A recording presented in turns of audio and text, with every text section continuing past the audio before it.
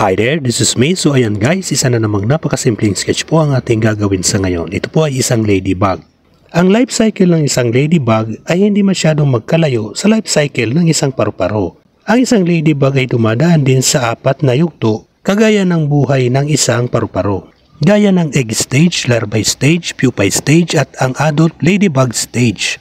Alam natin na ang anyo ng isang adult ladybug ngunit di nating nakikilala hanggang umabot ito sa huling yugto ng kanilang life cycle. Ang isang babaeng ladybug ay nangingitlog sa ilalim na parte ng dahon. Sa pamamagitan nito, hindi makikita ng mga lumilipad na mga insektong kumakain ng itlog at proteksyon na rin sa masamang panahon.